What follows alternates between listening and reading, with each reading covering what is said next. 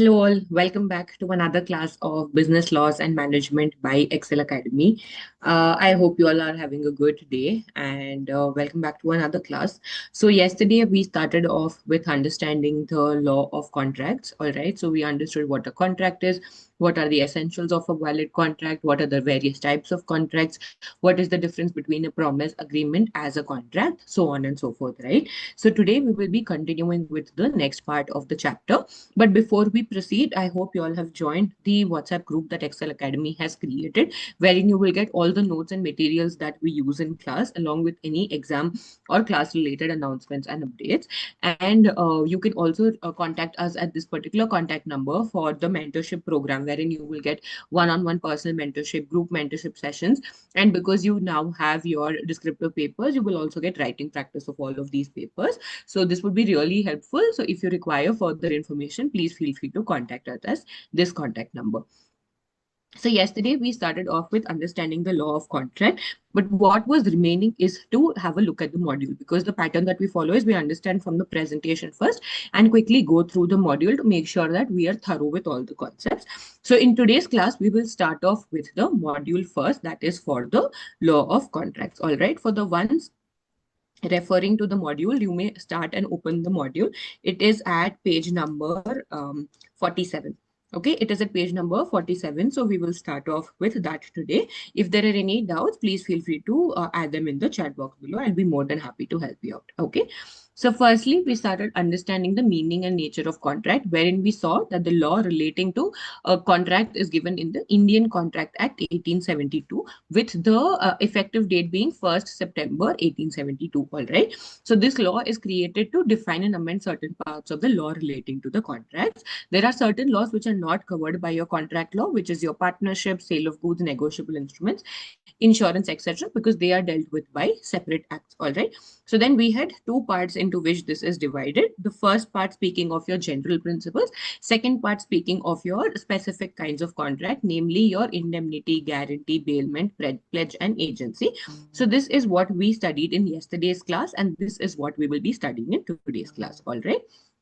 Okay. Now let us further go to understanding and revising what we understood by a contract. Okay, so your contract is a combination of two elements, which is your agreement and obligation, right? So our agreement combined with the enforceability by law becomes a contract. All right, but when we are saying agreement plus enforceability or obligation, what exactly is agreement in the first place, right?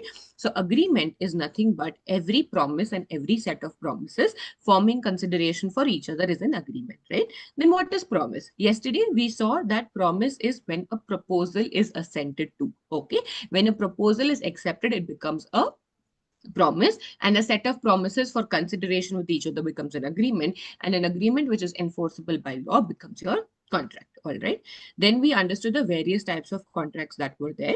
So quickly to revise here, contract is an agreement which is enforceable by law. All right, so example is X offers Y to supply 10 bags of rice for 50,000. Y agreed, and therefore it is a contract. All right, next we have our void agreement. That is something which was void ab initio. Okay, what is void ab initio? Void is invalid, ab initio is from the beginning. So any agreement which is invalid from the beginning is a void agreement. All right, now wherein you are contracting with a minor. Okay, so yesterday in valid essentials of a contract we saw three things, right? For you to need to be competent to contract, first thing is you need to be a major, you need to be a person of sound mind, and you should not be disqualified by law. So if you are entering into agreement with any one of this, it becomes void, that is, it is not enforceable by law. Okay, then you have voidable contract, which is enforceable but at the option of one or more parties. Okay, and which parties are these? These are the aggrieved or the affected parties. Okay, these are the aggrieved or the affected parties. For the ones who have just joined the live now, please know that we are just revising. The explanation for this has already been completed in yesterday's class, but we couldn't complete the module due to time constraints. So today I'm just starting off with revising the module. All right. Next, invoidable contract, where it is enforceable at the option of the aggrieved party. If the aggrieved party goes ahead with it, then it becomes a valid contract, but the aggrieved party rejects it, then it becomes a void contract. Okay, so A threatens B to murder if he does not sell his land for 1 lakh. Okay, B agreed for it due to threat. Okay, it is a voidable contract which can be rejected by B. Why? Because B had agreed to it because of threat. All right. Next is a void contract. Okay, so a contract, mind you, what we have studied earlier is a void agreement. Now is a void contract. So a contract which ceases to be enforceable by law. Okay, which ceases to be enforceable by law. What does it mean? It means that it was enforceable earlier, but it is no longer enforceable. So it was valid at the time of formation and binding on the parties. However, it has subsequently become void due to impossibility to perform. Okay, so X, a famous singer, agrees to sing an album for a musical company. Unfortunately, he suffered from throat cancer, was not allowed to sing. Here, the contract becomes void. Why? Because at the time of formation, X was completely fine and there was no problem at all.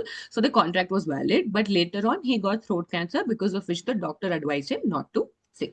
Next, you have unenforceable contract. That is, in substance, it is valid. Okay, it is good in substance, but it becomes unenforceable due to certain technical defect. Okay, what did we see? A promissory note not being stamped. Okay, promissory note not being stamped, your check not being signed. That is, it is valid and it becomes enforceable once you have corrected the defect. Okay.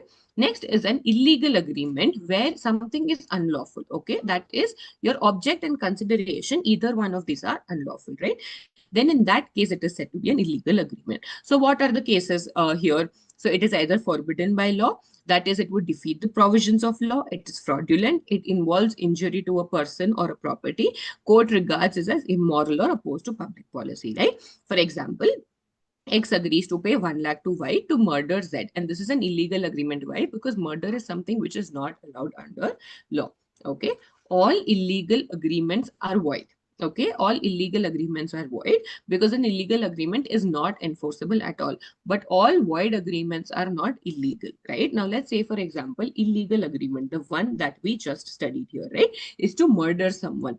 That means it is void, correct? But all void agreements are not illegal. What was a void agreement? Contracting with a minor. Okay, it is not illegal, it is not allowed, right? It is not illegal, but it is not allowed. So you need to understand the difference between the two. Okay, now then we had on the basis of formation expresses where your conditions are specifically mentioned, right? Like you entering into a contract, you say purchasing goods from Amazon, right? It is very specific that Amazon will deliver within so many days, you will deliver the amount. Implied is where it is inferred or understood. Okay, implied is where it is inferred or understood, right? So in that case, you boarding a bus, okay, it is understood that the bus driver will take you to the destination and you will pay the fare for it. There is no need for you to exchange the conditions before you board the bus. Okay, quasi contract is where there was no intention to create a contract, but on the principle of equity, you have to form a contract, right? There was no intentions. Like we took the example, you had to Google pay 5,000 to your friend, but you Googled 50,000, right? So it becomes the friend's responsibility to transfer the 45,000 back to you. Okay. Next, we have on the basis of performance, executed contract is something which is already performed. Okay, both the parties have performed their end of the contractual obligation, and in this they have performed, and there is no longer anything else that needs to be performed. Okay, executory is where one or both of the parties are yet to perform their bit of the contract. In case of unilateral, if one of them has to perform their obligation, then that becomes a unilateral. Bilateral is both of them are, both of their obligations are outstanding. All right. Bilateral contracts are also known as contracts with executory condition. Why? Because your consideration is yet to be paid. All right. So now, let's say, for example, unilateral contract is you placing order for goods on Amazon and you paying it, say using Google Pay. Okay. So it means that your end of the payment is done. What is pending? Delivery by Amazon. Okay. However, you have placed an order on Amazon and you have selected the option of cash on delivery. So what is it? The delivery is also pending. The payment from your end is also pending. That means that it is a bilateral contract. That is, both of the parties, the obligation is outstanding. Okay. Then yesterday, we also saw the various essential elements of a valid contract, which is extremely important for you to determine if that agreement is also good to be a contract or not. Okay. So the first one is there has to be two parties, the offerer or the proposer and the offeree or the proposee. Okay. And the terms should be definite, right? So I cannot tell you that I will sell you the rice for a good amount, right? You need to be very specific saying, I will sell you the rice for 200 rupees. Okay. Agreement, that is, it is an agreement when the person whom the offer has given his as acceptance, the person to whom the offer has given should have given out his acceptance. Okay. Consensus. So we saw that there should be consensus addendum, that is meeting of the minds in the same sense for the same thing at the same time, right? So let's say, for example, we took the example of your Swift car, where I was intending to sell my old Swift car, but my friend thought I am selling my new Swift car, and he buys that. Okay, so what we are on the same term with the respect of the cars, right? But I am talking about old Swift car, whereas the friend to whom I'm selling it to is understood the new Swift car. So that is where there is a gap in understanding, and then the consent will not be there. Okay, so any agreement without your consent is void. Then next is your intention to create legal relationship. So we saw that there are social relationships, commercial relationships. Social relationship, there is no intention to create legal relationship, right? However, in commercial cases, there is an intention to create a legal relationship. So there must be an intention by both parties to create a legal relationships and legally bind themselves. Thus, agreements of social or household natures are not contracts. Okay. However, commercial transaction, the usual presumption is the parties intend to create a legal relationship. All right. Social, we saw the example of your friend promising to buy you dinner. Commercial is you going to bakery to purchase certain goods. Contractual capacity, according to section 11, you are competent to contract when you are of majority, that is more than or equal to 18 years of age. You are of sound mind, that is you are capable of making decisions. You're not disqualified from contracting by any law. Then consideration is what? Quid pro quo. That is something in return. Okay. Quid pro quo, which is something in return. A valid contract must be supported by your consideration. It can be cash, kind, an act or subsistence, and it can also be past, present, and future. So we saw that Indian Contract Act recognizes all three types of consideration. However, it should be real and lawful, right? It need not be adequate. This is one very important point where most of us can get confused, saying that your consideration has to be adequate. It need not be adequate. Even if you're paying a very nominal amount for the service, it will still be valid as a consideration. Next is your free consent, wherein the consent that the parties have given, okay, must be free. That is out of their own willingness, right? It must be free and genuine consent, okay? Consent is not said to be free, okay, if it is obtained by misrepresentation, fraud, coercion, undue influence, or mistake, right? What is misrepresentation? You are like in the case of the new Swift versus old Swift. Now I very well know my friend is expecting new Swift. Still, I'm telling I will sell him the new Swift, but when I'm delivering, I'm actually delivering the older Swift. All right. Then fraud is when you want to deceive certain person. Okay, when you promise goods of a certain quality, but you are giving of much cheaper and lesser quality. Okay, coercion is by force or threat. Undue influences when one person has advantage of another, they have an undue influence over them. Okay, saying the employer, convincing his employee to buy his car worth 2 lakh for 4 lakh rupees. Okay, or between say a master and a servant, teacher and a student. Okay, or a mistake, right? Let's say, for example, you did not intend to sell the car, but by mistake you have told it, then the consent is not free. Okay. Next is lawful object and consideration. We've already seen this. That is, it should not be something which is forbidden by law, okay, which defeats the provision of law, is fraudulent. It involves injury to a person or a property, okay, and court regards is that immoral. Okay. Agreement not declared void. That is, there are certain types of agreements, like we saw, wager, agreement, and restraint of trade and marriage. Okay. So in the Indian Contract Act, certain agreements are expressly declared as void. Okay. Agreements which have been expressly declared void are not enforceable. Hence, it does not constitute a valid contract. So these agreements, specifically in the Indian Contract Act, have been told that they are void. Okay, they are void. So it means that you will never be able to enforce this as a contract. So anything apart from this is enforceable. Okay, certainty of the meaning, that is, the term must be certain and not vague. Okay, it must either be certain at the time of execution, okay, or it must be certain later. Okay, if it is not possible to ascertain, it is not enforceable at law. Okay, possibility to perform, that is, it must be executable. You cannot promise to do something which is not performed. Let's say, for example, bringing back a dead person to life, that is not possible at all. So anything, this will not form a valid contract. Okay, then next you have is your legal formalities. That is, although Indian Contract Act does not provide any formality to enter into a contract, therefore a contract may be expressed, that is oral or written or even implied. However, where the law requires for a particular contract, it must comply with all. So, for example, in your Immovable Properties Act, okay, a contract of immovable property, let's say you are talking of sale of land, okay, it is specifically said that it needs to be written, registered, and duly stamped unless it is enforceable, unless not enforceable by law.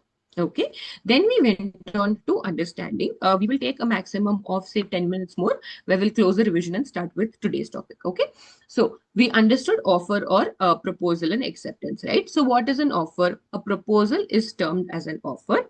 Okay, that is a proposal by one person whereby he expresses his willingness to enter into a contractual obligation. Okay, willingness to enter into a contractual obligation in return for a promise, act, or a forbearance. Okay, it defines proposal as when one person signifies to another his willingness to do or abstain from doing anything, right?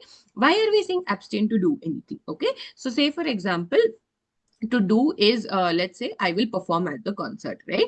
To abstain from doing, you will not perform at the concert unless so and so conditions are satisfied, right? The person making the proposal is your proposer or offerer, and the person to whom the proposal is made to is the offeree or your proposee. Okay, now rules governing your offer: it must be clear, definite, complete, and final, right? It must not be vague. So for example, for promise to pay an increased price for a horse if it proves to be lucky. Okay, so what is lucky? Lucky is something that cannot be defined. Hence, it is vague and cannot be binding. Okay. Then it must be communicated. We saw that the communication should reach the offeree. All right. The communication of an offer may be made by express words, oral or written, or it may be implied by conduct. Okay. A offers his car to B for 10,000. It is an express offer. Why? Because you're offering it to B and for a specific amount. A bus flying on a definite route goes along the street. Okay, this is an implied offer. Why? Because the bus driver will not keep announcing that you can we will take you to the particular destination. It is implied that the bus will go to that destination, all right, and that the passengers are going to pay your scheduled fares as well. Okay, next is the communication of the offer may be general or specific. Okay, specific is when you're making it to a specific person only, and general is when you are making it to an uncertain body of individuals. So once the offer is made, next comes in your acceptance. Okay. So what is acceptance? It is the act of assenting by the offeree to the offer. Okay. Offeree is nothing but the proposee as well, to whom the offer has been made to. Okay. Under Section 2B of the Contract Act, when a person to whom the proposal is made signifies his assent, the proposal is said to be accepted. So again, very, very important line in your Indian Contract Act: a proposal when accepted becomes a promise. Okay. Next, rules governing acceptance. Again, it must be expressed that it should be spoken or written. Okay. If a particular method is prescribed, you need to follow that method. It must be unqualified and absolute. Okay. A counter offer is not acceptance. Okay. A counter offer again needs to be accepted by the offeree. Okay. Then acceptance must be communicated. Okay. Mere mental acceptance is not enough. Very, very important. You have decided you are okay to accept your friend's offer to sell his car, but you have not communicated it to the friend. That will not be acceptance. Mere silence is also not acceptance. Okay. If the offer in which it is to be accepted by being acted upon, no communication of acceptance is necessary. That is, if I told you reward for finding lost dog and I have found the lost dog, that performance itself is acceptance. I don't need to communicate it. And last thing, it should be given within a reasonable time and before the offer elapses. Okay. Intention to create legal relations. Okay, so then now we need to understand that there must be an intention to party. If there is no intention, then there is no contract as well, right? So social or domestic nature do not contemplate your legal relationship. Okay. Then a proposal or an offer is made with a view to obtain the assent to the other party. And when that other party expresses his willingness to the act, he accepts the offer and a contract is made. This is what we have been studying since yesterday, right? So both the offer and acceptance must be made with the intention of creating. So it is not like only the offerer has the intention, but the offeree also should have the intention, right? The test of intention is the objective. Okay. The courts seek to give effect to the presumed intention of the parties. Where necessary, the court would look into the conduct of the parties, for much can be inferred from the conduct. The court is not concerned with the mental intention, but what a reasonable man would say was the intention of the parties, right? So it should not be what you were thinking, but based on what you have done. Okay. For example, if two persons agree to assist each other by rendering advice in the pursuit of virtue, science, or art, it cannot be regarded as a contract, right? In commercial or business agreement, the presumption is usually that parties intended to create a legal relationship. Okay. So it is very important whether or not there's an intention. Then we understood consideration, which is quid pro quo, all right, which is quid pro quo, right? So, for example, if A promises to make a gift of rupees 500 to B and subsequently changes his mind, B cannot succeed against A for breach of promise as B has not given anything to A in return, right? It is a gift, okay? A gave rupees 500 to B. Did B give anything in return? No. But let's say, for example, a promises to make a gift of rupees 500 to B and B in return is giving something, let's say a wallet, right? Then B can go ahead and sue A, all right? It is only when a promise is made for someone in return from the promisee that such promise can be enforced by law against the promiser, right? That is, if both the parties have paid consideration or done something, only then in that case you will be able to enforce it, all right? Next, what is the definition of consideration? Sir Frederick Pollock. Okay. So, Sir Frederick Pollock has defined consideration as an act or forbearance of one party or the promise thereof is the price for which the promise of the other is bought. Okay. Consideration is identified as quid pro quo, which is something in return. All right. This something need not be in terms of money, which we saw it can be in money as well as kind or even act for that matter, but it should have value in the eyes of law. Okay, it should have value in the eyes of law. All right. Section 2, subsection D also defines a consideration as when at the desire of the promiser. Okay, promiser is who? The one making the offer. The promisee or any other person has done or abstained from doing or abstains from doing or promises to do such act or absistence or promise is called a consideration for the promise. Okay. Next is your kind of consideration. Okay. Executory or future, that is, it is to be performed in the future, as the name suggests. That is, you are doing an engagement so that you can get married to someone. Okay. Executed or present, it is in which the act or forbearance made or suffered from a promise. Okay. For example, if A pays today 100 rupees to a shopkeeper for goods which are promised to be supplied to the next day. Okay. So A has already given his consideration. Why? Because the payment of 100 has been made, but the shopkeeper is giving executory condition. Why? Because the payment is yet to be paid. Okay. If the price is paid by the buyer and the goods are delivered by the seller at the same time, the consideration is executed by both the parties. Past is something wherein the act is already done and you are making the payment now. Okay. Next, it is very important for the next one being your lawful object and consideration. Okay. We saw this already. You should not do anything which is forbidden by law, which defeats the provision of law, is fraudulent, involves injury to a person or a property, and the code regards it as illegal. Okay. So we have a few examples here saying X, Y, and Z enter into an agreement for division among gains acquired by them by way of fraud. Okay. So how did you acquire the gains? By fraud. So hence your object is unlawful. Okay. X promises to obtain for Y an unemployment in the government service and Y an employment in the government services and Y promises to pay 1,500 to X. All right. Which means that you are paying a bribe, right? Aren't you paying a bribe to get a job? Yes, that is exactly the reason why this object is unlawful. Okay. Then we saw your agreements as being opposed to your public policy, right? That is, which is prejudice to the state. Okay. So the doctrine of public policy is a branch of common law. And like any other branch of common law, it is governed by precedents, right? What was precedents? We studied in the first chapter. It is your past decisions. Okay. The doctrine of public policy is not to be extended beyond the classes of cases already covered by it, and no court can invent a new head of public policy. So public policy is whatever has already been followed till now. There can be nothing new that can be done. All right. The following agreements are void as against public policy. Okay.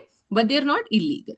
Agreement and restraint of parental rights. So we were discussing that as a parent, it is your duty to provide for your child. All right. It is your duty to provide for your child. And if someone is paying you to so that you do not perform that duty, then that agreement will be against public policy. Okay. Next is in restraint of marriage. I am paying you 5,000 rupees to not get married for the next 5 years. You are restraining the marriage. Okay.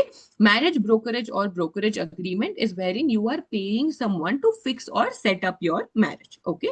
Agreement in restraint of personal freedom. Someone is paying you to not leave your house premises, right? Your liberty is restrained. Agreement of restraint rate, you are paying someone to not say establish a similar shop right in front of your shop. That is in restraint of your trade. All right. Then we understood your discharge or termination of contracts, starting with performance. The most natural and obvious way to discharge your contract is actually performing the contract, right? That is, both the parties should have performed. The person who's providing the goods should have provided it. The person who has to pay has already paid it. All right. So Section 37 provides that the parties to a contract must either perform or offer to perform their respective promises. Okay.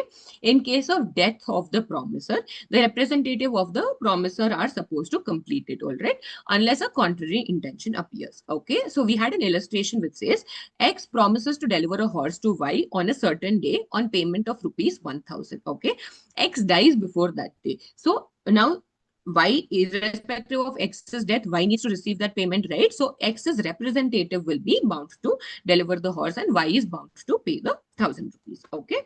Then you have your tender of performance. Okay. In some of the contracts, it is difficult. It sometimes is sufficient if the promiser performs his side of the contract. Then if the performance is rejected, the promiser is discharged from further liability and may sue for breach of contract. Why? Because if the performance is rejected, okay, to be valid, a tender must follow the specific conditions, which is it must be unconditional. It must be made at a proper time and place. Okay. It must be made under circumstances where it is enabling the other party to ascertain that the party by whom it is made is able and willing. Okay. If the tender relates to delivery of goods, the promisee must have had a reasonable opportunity of seeing that the thing is offered is the thing which the promiser is bound to deliver, right? So let's say, for example, I'm selling you a car. Okay, you should at least have that much right to see the car before you actually buy it. Okay, tender made to one or several joint promises has a made effect of the tender made to all of them. Okay, who can demand performances? Okay, who can demand performances? Let's say two people have entered into a contract. Who can demand performances? So firstly, of course, your stranger to the contract cannot sue, and the person who can demand the performance is the party to whom the promise is made. So basically, your promisee can demand your performance. Okay, but an assignee of the rights under a contract may demand performance. Okay, if you have specifically been assigned the rights to do so. Okay. Next is your effect of refusal of party to perform wholly. So next we have our section 39, which provides that when a party to contract has refused to perform or disabled himself from performing, the promisee may put an end to the contract. Okay. X, a singer enters into a contract with Y, who is the manager of the theater, to sing at his theaters 2 nights in every week during the next 2 months. Okay.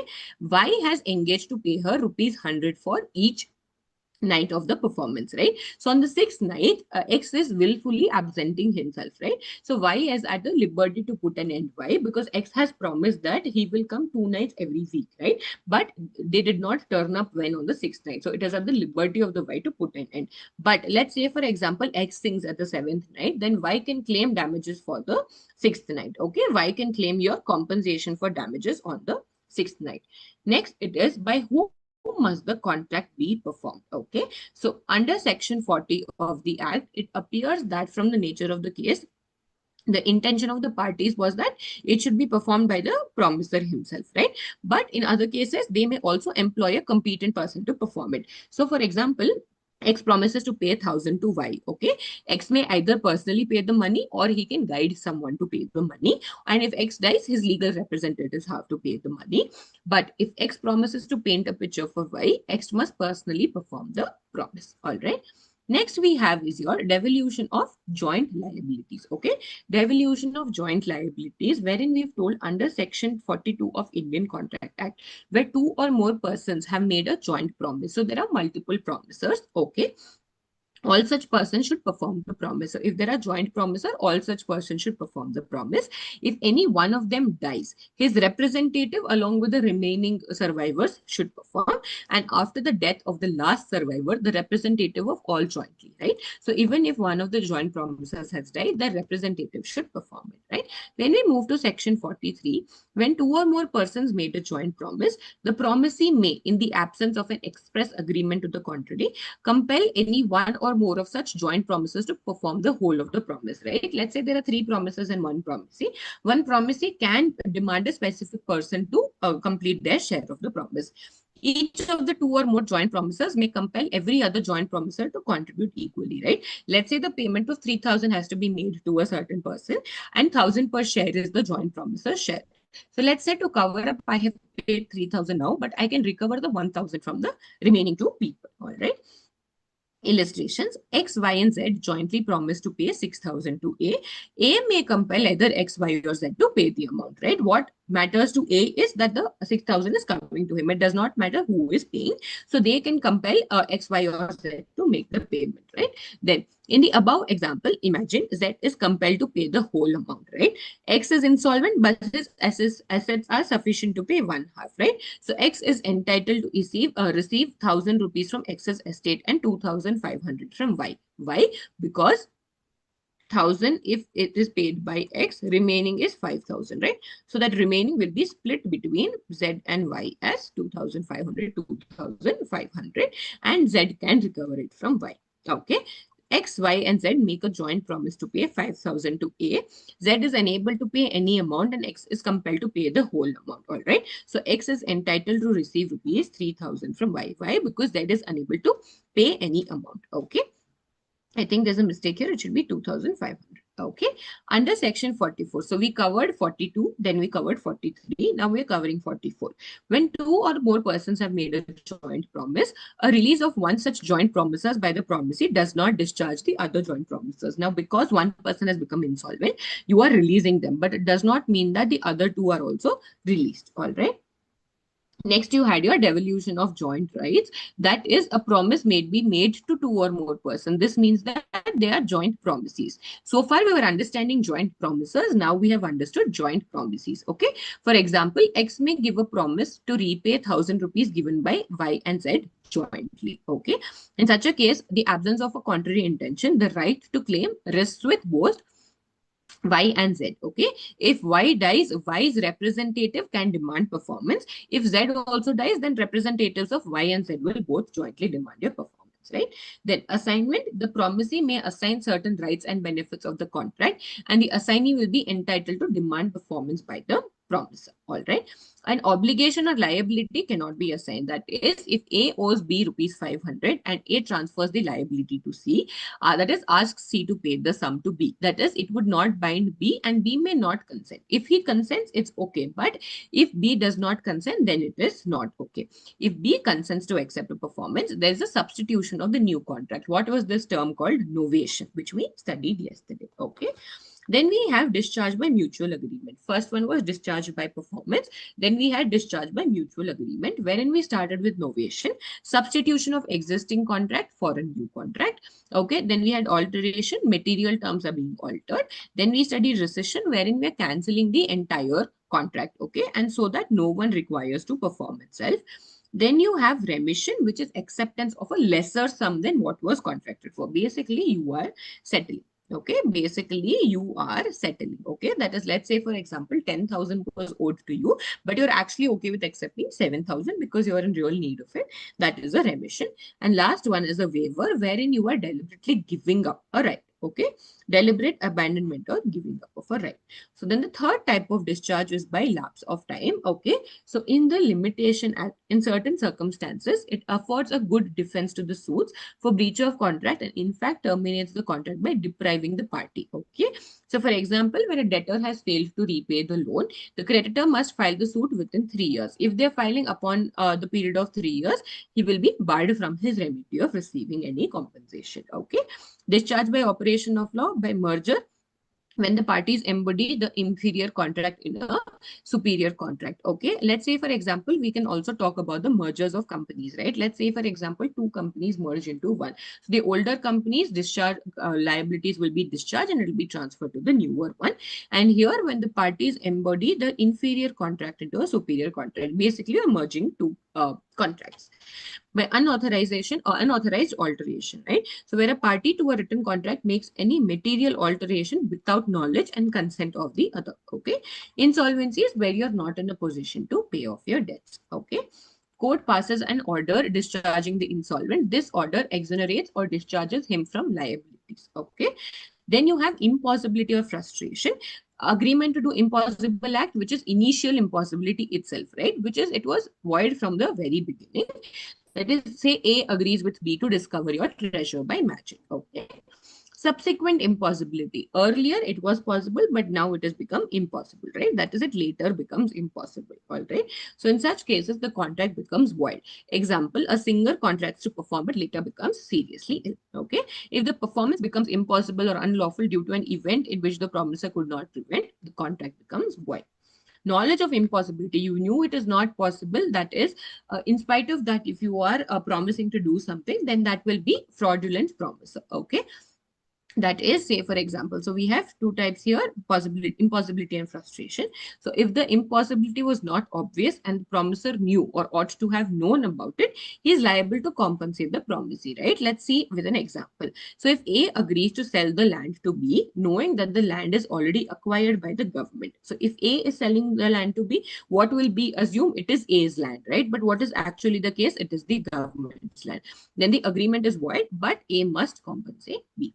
Okay, that is, A will not be able to sell the land, but they have to compensate B. Okay, judicial interpretation. In Satyabharta Ghoses versus Monogram, so now in this case, the Supreme Court interpreted the word impossible. Okay, so a word impossible has not been used here in the sense of the physical or literal impossibility. That is, it may be impractical and useless from that point of view, right? It can, so now in this case, what happened is that if an untoward event or change of circumstances totally upsets the very foundation upon which the parties rested their bargain, then it can very well be said that the promiser found it impossible to do the act. Okay. So in this case, what has happened? Very, very important. A undertook to sell a plot of land to B, but before the plot could be developed, war broke out and the land was temporarily requisitioned by the government. Okay. A offered to return the earnest money. Why? Because now it is with the government. A cannot sell it. Okay. B did not accept and sued A for specific performance. A pleaded discharge by frustration, right? So the court held that it is not applicable on the ground that the requisition was of temporary nature and there was no time limit within which A was obliged to perform the contract.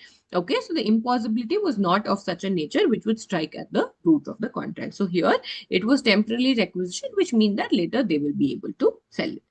Then you have supervening impossibility and supervening illegality. So when we are saying supervening impossibility, that is, it will be discharged by subsequent or supervening impossibility, where the subject matter was destroyed. Okay, and then the state of things does not exist. Okay, and when the personal qualifications of the party, okay, because you have given it on the personal qualification, let's say as a chef, as a painter, then the death or physical disablement of that party will cancel your contract. Okay, discharge by supervening illegality. At the time of entering the agreement, it was totally fine, but later it was made illegal, right?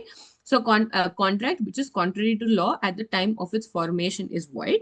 But if after making the contract, owing to alteration of law itself, that is, the law itself has changed, okay, and then the contract becomes impossible, the contract is discharged. Okay, this is so because the performance of the promise is prevented or prohibited by a subsequent change in the law. Say, let's say, for example, A enters into a contract with B for cutting the trees. So by statutory provision, cutting of trees is prohibited unless you have a license, and hence it is. Okay, so now A went ahead and applied for license and the same was refused to A. So then the contract was discharged. Okay. So there is no supervening impossibility. It is difficult to perform. So it is possible, but it's difficult. It does not mean you are discharged. Commercial impossibility, it will not lead to discharge. Strikes and lockouts and civil disturbances will also not lead to discharge. And the last one that we have is discharge by breach, where the promiser neither performs his contract nor does he tender the performance, or where the performance is defective. Okay, they've either told they will not perform or they will perform and it is defective, right? So the breach of contract may be actual or anticipatory. Actual breach may take place either at the time the performance is due or when actually performing the contract, right? That is, let's say I am delivering the goods to you, but instead of 100 units, I am delivering only 20 units. Anticipatory breach means a breach before the performance has arrived. Okay, this may also take in two places: by the promiser doing an act which makes the performance impossible, or by the promiser in some other way showing his intention to not perform it. All right, so let's say, for example, the singer has agreed to perform at your event. Okay, so when will it be actual breach while singing if you have promised 20 but you are actually singing 5 songs, or before the contract itself you're not taking care of yourself, not taking care of the truth, it is sure that you may not want to actually perform. All right. And the last one is your remedies for breach, wherein if a contract is broken, what can the aggrieved party do? Okay, they can sue for the specific performance, okay, or they can rescind the contract, cancel the entire contract, sue for damages, that is nothing but you can request for your compensation, okay. So for your specific performance, that is, let's say the singer had promised you 20, you are asking them to, perform those 20 songs. Sue for injunction, that is, you injunct them from performing somewhere else, and sue on contra merit. All right. So I hope you are clear with the introduction to the contract law and all of these topics that we have studied today. All right. So we always start with the presentation first and then go to the module to make sure that you've thoroughly understood everything. All right. So this was the module part of what we studied yesterday. Up next, we will be studying your contract of indemnity and guarantee. Since we have just completing revising this, we'll just quickly take a 5-minute break and then start off with your contract of indemnity and guarantee. All right. I will see you all in the next 5 minutes. Thank you so much.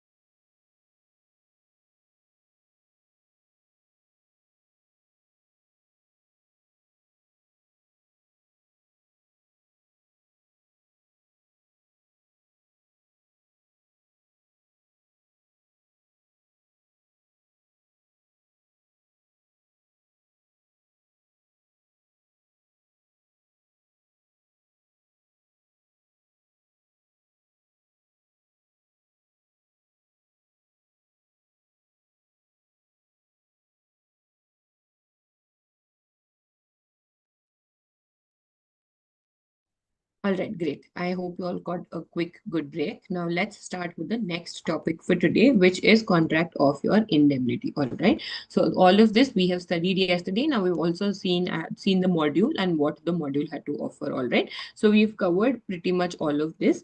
Now let us move to the next one.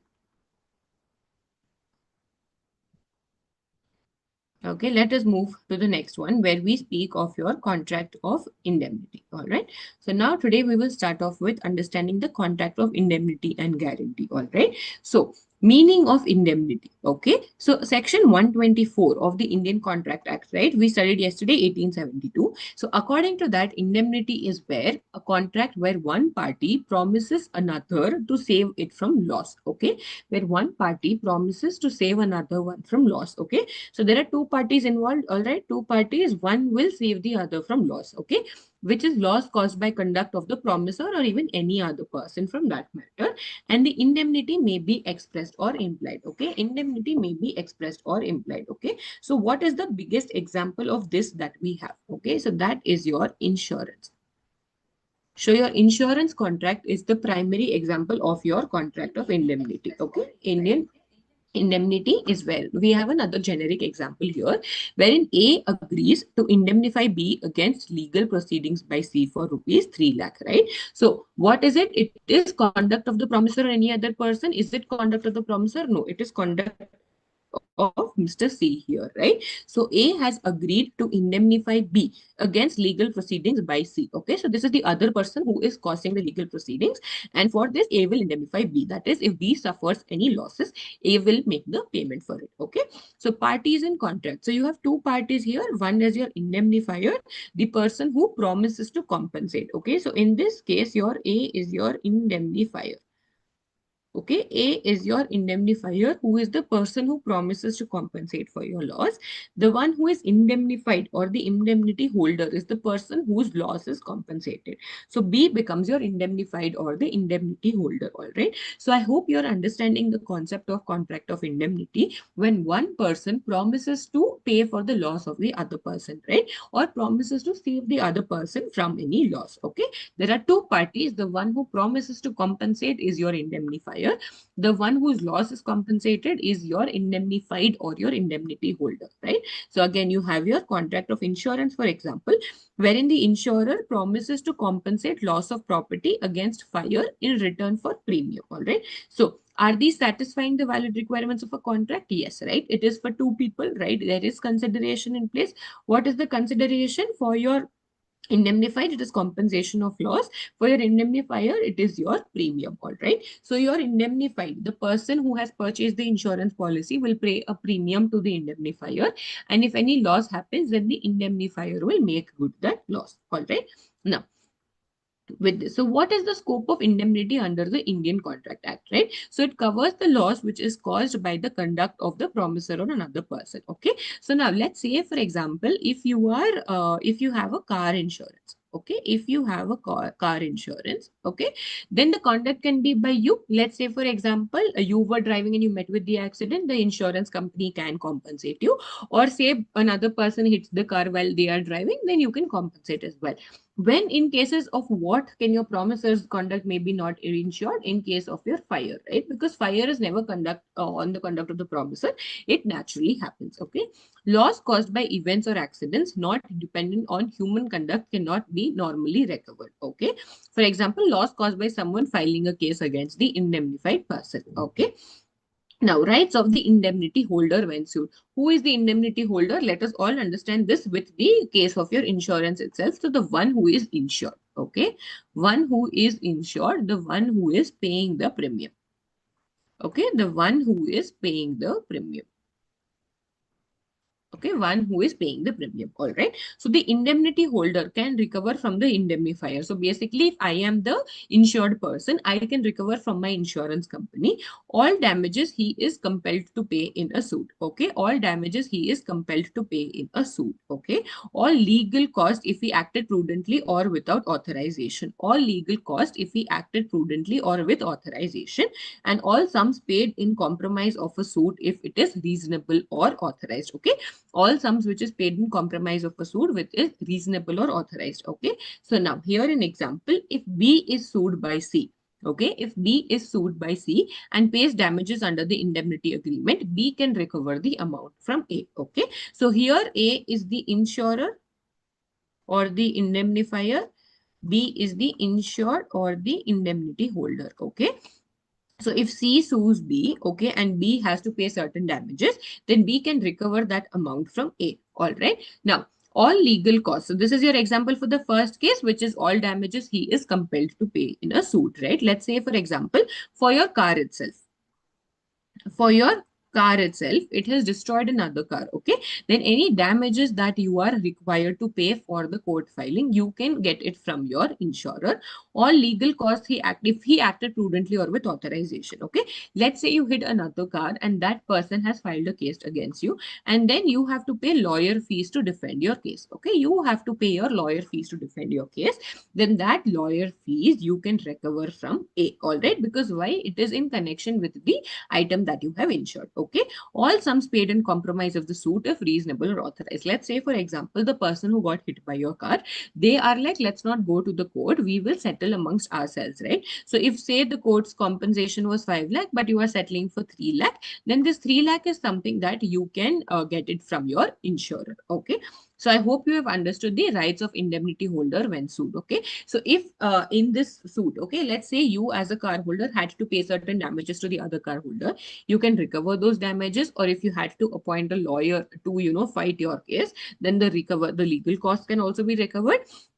And if there was a compromise, let's say you did not go to the court at all, but you settled it within yourselves, then the settlement amount or the compromise amount is also something you can get it from your indemnifier, or in our case, your insurance company. All right. So I hope you are clear with the meaning of your indemnity, which are the two parties, an example, and what is the scope, and what are the rights of your indemnity holder when sued. All right.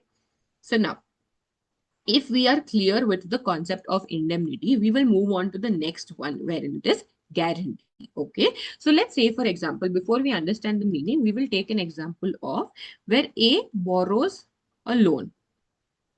Okay. Borrows money in the form of a loan. Okay. From a bank. Okay, from a bank. But A's credit score has not been very good. So bank is like, I want someone to give me a guarantee that if A does not pay, I will pay on behalf of A. Okay, let's say, for example, A's parent. Okay, A's parent, which is C. C provides the guarantee that if A does not pay, I will return the money to you. Okay, so this is the case of a guarantee. Okay, when one person guarantees the payment of the amount when the original person fails to pay it, that is when a guarantee comes into picture, right? In how many parties are there? 1, 2, and 3. So we have A, the bank. So A is the borrower, bank is the lender, and C is the person who is guaranteeing the payment by A. All right. Whereas in case of indemnity, there were two parties only. One was the indemnifier who will make good the loss, and the other one is indemnified whose goods are protected. Okay. So now let us understand the meaning of your contract of guarantee. Okay. So as per section 126 of your Indian Contract Act, contract to perform promise or discharge liability of third person, right? So in this case, there are two parties already. So for C, you are giving it to a third person, right? So the parties are your surety. So the person giving the guarantee. So in this case, C, that is A's parent, is your surety. Principal debtor, person whose default is guaranteed, right? So A becomes your principal debtor, and creditor to is the person to whom the guarantee is given. So your bank is the creditor, all right? So basically, your surety is giving a guarantee to the creditor that if the principal debtor does not pay the amount, I will pay it on behalf of them, all right? Example, A lends money to B. Okay, A lends money to B. Okay, C promises that if B fails to repay, C will pay it. Okay, so now A has given some amount to B, and C promises that if B fails to repay, A will give it, right? So C is your surety, B is your principal debtor, and A is your creditor. All right. So I hope you are understanding the contract of guarantee. Like I've been specifying earlier, please do not by heart these concepts. Please make sure that you are understanding the rationale behind everything. Okay. So I hope your indemnity and guarantee is clear. Okay. So now when we speak of essentials of contract of guarantee, it must satisfy all essential elements of a valid contract. What were the various essential elements that we saw? There have to be two parties in it, right? There has to be an agreement in place. I'm not listing everything, okay, but the primary ones. There has to be a consideration. It has to be lawful, right? So as per which section of Contract Act, you have section 10 and 11, which, specifies the essentials of a valid contract. So your guarantee as well should have all of these essentials. And the special rules for consideration. The only exception here is that consideration received by principal debtor is sufficient for surety. Okay, that is once your, let's say for example, we had A borrowing from bank and C acting as surety. Okay. So if A has repaid the amount to bank, there is nothing that C can receive. All right. So there is nothing that C is getting in return. So once A has made that payment, that itself is sufficient consideration for C. Why? Because he's not losing any further money. Okay. So consideration for guarantee, anything done or a promise for benefit of principal debtor is sufficient consideration. Okay. That is what you're doing, right? So anything done or promised for the benefit of the principal debtor. So in this whole transaction, who is getting benefited? A and the bank. Do you think C is getting benefited? No. In fact, C is up for a loss if A does not make the payment. All right. So B asks A to sell goods on credit. A agrees only if C guarantees payment. Okay. B is your principal debtor. A is your creditor and C is your surety. All right. Example 2, A sells goods to B. C asks A not to sue B for 1 year and promises to pay if B defaults, right? So you are doing something in the benefit of principal debtor. So what did you do here? You asked a time limit of at least 1 year, right?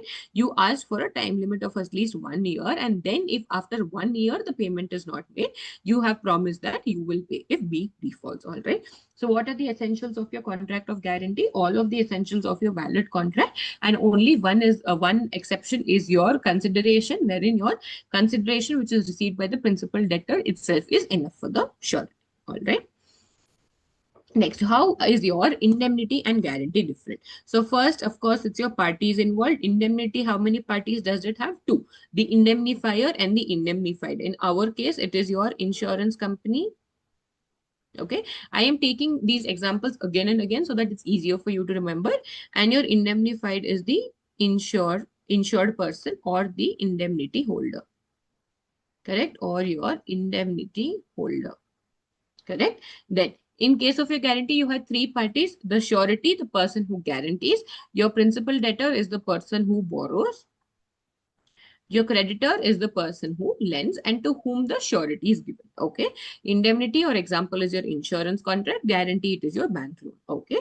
Then you have your nature of liability. Indemnity, liability of indemnifier is primary. So here, insurance company is primary liability. That is, if say anything happens to the object or the person that is insured, insurance company will have the first hand liability.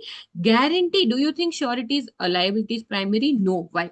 Because only if the person who has borrowed, the principal debtor fails to make the payment, then the surety's liability will arise. All right. So why is this important? The liability of surety is your secondary. That is, arises only if your principal debtor defaults. Example, if B fails to repay the loan to A, C becomes liable. So then why do you think guarantee is given? So that there is a safety net that if one person is not able to make the payment, then there is another person ready to cover for it. All right. So what are the differences that we've understood so far? First one is your parties involved. Two in case of your indemnity. Three in case of your guarantee. Liability of insurer or your indemnifier is primary. Liability of your surety is secondary. That is, if the principal debtor fails to make the payment, only then your surety will have to make the payment. Okay. So just because there's a surety, the principal debtor cannot be like, now the surety will make the payment. All right. It is their responsibility primarily, and only if they're not able to make the payment, then the surety will have to make the payment. Okay. Next is the request of the debtor. Okay. Indemnity, indemnifier need not act at the request of the debtor, right? But when is guarantee to be acted upon? It can be given at the request of the principal debtor. Okay. It can be given at the request of the principal debtor. That is, B asks C to guarantee his loan from A. Whereas in the case of indemnity, there's no concept of your debtor itself. All right. So you cannot give a request for indemnity. All right. You need to pay a premium for it. Okay. In case of guarantee, you can give it at the request of your principal debtor. All right. So if your friend is say borrowing a loan from the bank and the bank has asked surety, so your friend can ask you to be their surety. Okay. Existence of loss. In case of your indemnity, the first one, possibility of loss to which the protection is given. So it is uncertain. Okay, it is uncertain, right? If I am saying accident, if I am saying injury, or if I am saying fire. Okay, it is uncertain. It is not definitely going to happen. But in case of guarantee, there is an existing debt or duty guarantee, right? So if you are saying loan, it means that 100% you have borrowed the money. So it is not on the happening of a certain event. But indemnity is the possibility of loss. Okay. Here there's a possibility, here the loss already exists. Okay, so example of your indemnity is protection against possible legal loss. Guarantee is your loan repayment is guaranteed, that is sooner or later you will have to repay that loan, but that may not be in the case of indemnity, that is you may not have to pay it at any cost of time until this event has actually happened. All right, so what are the differences? Two parties, the liabilities being your primary and secondary, request or debtor, and existence of your loss or debt. That is, in case of guarantee it is certain, in case of indemnity it is possible. And the last one is right to sue after payment. Okay, right to sue after payment. So in case of guarantee, okay, in case of guarantee, surety can sue principal debtor in his own name after paying the debt. Okay, let's say for example, A could not pay the debt. Okay, A did not pay the debt. Okay, and C paid on behalf of A. Okay, C is who? The surety, and he paid on behalf of A. He paid on behalf of A. Then later, C can sue A. Okay, C can sue A in his own name. In case of indemnity, indemnifier cannot sue third party in his own name unless your rights have assigned. Okay, surety pays your creditor. Surety can recover the money from the debtor. So for creditor, what mattered? For creditor, your timely payment mattered. Okay, so for him, the liability is discharged. Why? Because they have received the payment irrespective of whether from the principal debtor or the surety. So now the surety can recover the money from the debtor. All right. So I hope you are clear with the concept of your indemnity. Okay, where one person promises to make good the loss of another. Okay, and guarantee where one person promises to make the payment in case the original person fails to do so. Okay, and I hope you're also clear with the differences between your indemnity and guarantee. Okay. Now, extent of the surety's liability. Okay. Extent of the surety's liability. Who is the surety? The person who gives guarantee. Okay. The person who gives guarantee, one of the three parties in your guarantee. Okay. So, Section 128 provides for your surety by liability of the surety. Okay. So, liability of the surety is coextensive with the principal debtor. Okay, surety is liable to the same extent as the debtor. Okay, so if you have say borrowed a loan for 5 lakhs, you are liable to 5 lakhs, you cannot be liable for 6 lakhs, right? So it is coextensive, that is to what extent the principal debtor is liable, to the same extent you as a surety will also be liable. Okay, creditor need not first sue principal debtor. Okay, creditor may directly sue the surety. Very, very, very important. All right, let's say for example the time period for payment was your 3 years and your principal debtor did not pay. Okay, principal debtor did not pay. Then in that case, even if you as a surety have still not paid, then the creditor, okay, then the creditor can sue the surety immediately. Okay, it does not have to go to the principal debtor first. Yes, the liability is primary of the principal debtor, but when there's a failure in making the payment, then in that case the creditor can directly go to the surety for suing. All right, surety becomes liable immediately after the debtor's default, like we were just discussing. If the principal debtor has not paid, okay, and the surety is also yet to pay, then the surety becomes liable and the creditor can directly sue the surety. Before default, creditor cannot demand payment from surety. All right, that is unless your principal debtor. So let's say for example 3 years is the time period, the bank cannot come to the surety and ask the payment or even sue them. Okay, the bank cannot come to the surety before PD or your principal debtor has even defaulted the payment. All right, so there is a chronology in which it works. Okay, first there has to be a default in payment. Your principal debtor is liable to pay. If they are not paying, then your surety becomes liable to pay, but the creditor will have an option to sue both your surety as well as your principal debtor. Okay, so now example, A lends rupees 10,000 to B. Okay, A lends rupees 10,000. So let's say A is the bank. Okay, B is the borrower.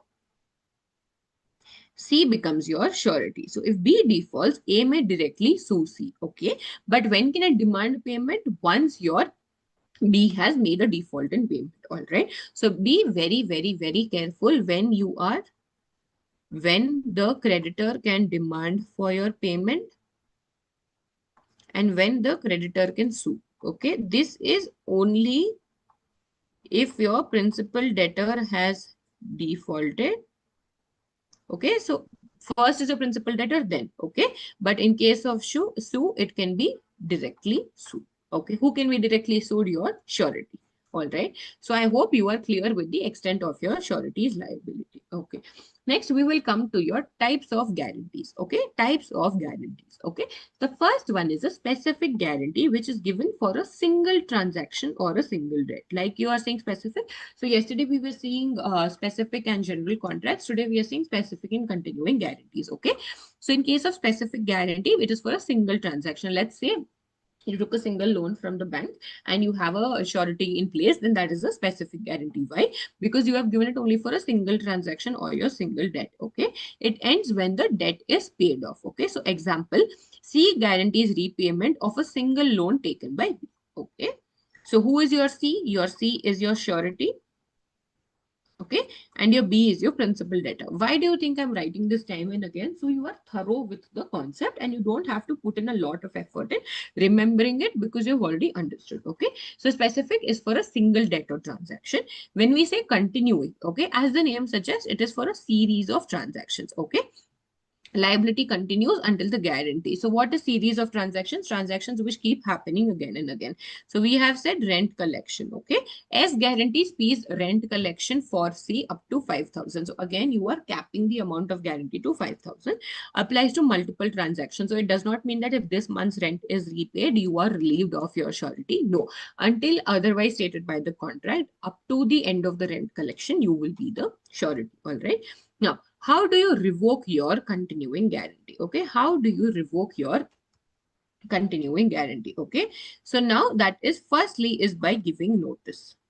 Okay, firstly is by giving notice, that the surety may revoke the guarantee by giving notice. All right, so let's say you no longer want to be a surety of that continuing guarantee. I will give a notice. Okay, it affects future transactions only. Okay, let's say for example the contract was for Jan 2026 to December 2026. All right, now today is March. So today if I am giving notice, it will revoke me from March to December. The Jan and Feb transactions, I will still be the surety. Why? Because it affects your future transactions only. It affects your future transactions only. All right. Example, C revoke guarantee today, still liable for earlier transaction. Which are the earlier transactions? For us, it is your Jan and Feb. Okay. Revocation by death of the surety. Death of the surety revokes continuing guarantee for future transactions. So until he is alive, he will still be liable. After his death, all his guarantees will be revoked. Surety's estate is liable for the transactions before death. Okay, so it does not mean that once the person is dead, their legal representatives will be liable. They will be liable, yes, but only up to the period he was alive. So while he was alive, if he has not made any payment, only that the legal representatives will be liable for. Okay. If surety dies, estate pays debts incurred before death, not for future debts. All right. So let's say in this case itself, Jan 2026 to December 2026, in March, the surety died. Okay, in March, the surety died. Okay, so the legal representatives will be liable only for your Jan and Feb expenses. They will not be liable for your future transactions. Okay, so one is by expressly giving a notice, second is by death of the surety. All right.